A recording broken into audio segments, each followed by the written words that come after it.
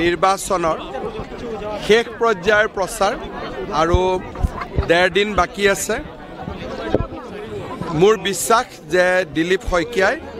৩ লাখতকৈও বেছি ভোটৰ ব্যৱধানত এইবাৰ বিজয়ী হ'ব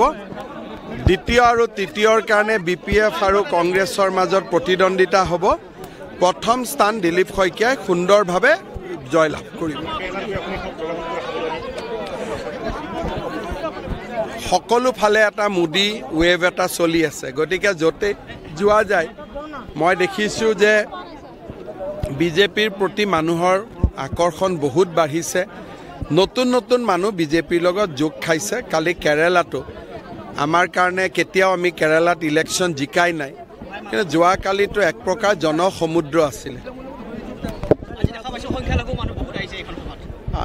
ইয়াৰ আগতো মই দুখন মিটিং কৰি আহিলোঁ সংখ্যালঘু প্ৰধান এৰিয়াতে ৰূপহী আৰু চামুগুৰিত মঙলদৈ সংখ্যালঘু সংখ্যাগুৰু সকলো মানুহে এইবাৰ মোদীজীৰ প্ৰতি বহুত বেছি আকৰ্ষিত হৈ আছে আৰু মোৰ ধাৰণা হয় যে এইবাৰ এটা চমকপ্ৰদ সাফল্য বিজেপিয়ে কৰিব চক বহুত দিনৰ পৰা ৰাইজক বহুত কিছুমান প্ৰচাৰ চলোৱা হৈছিল যে বিজেপি আহিলে নামাজ নহ'ব বিজেপি আহিলে মছজিদ নাথাকিব বিজেপি আহিলে ঈদ নহ'ব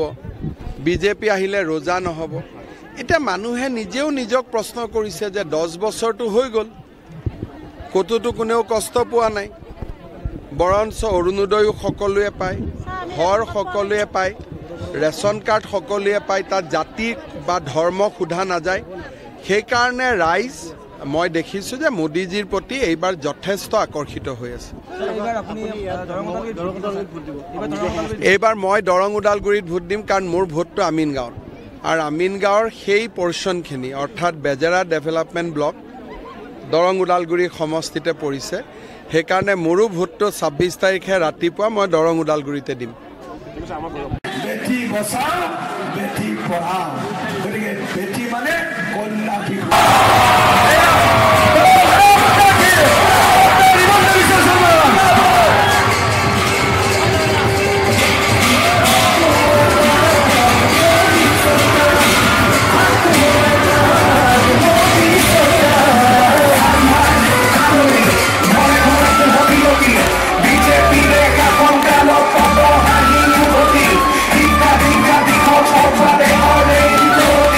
Startup India, skill India,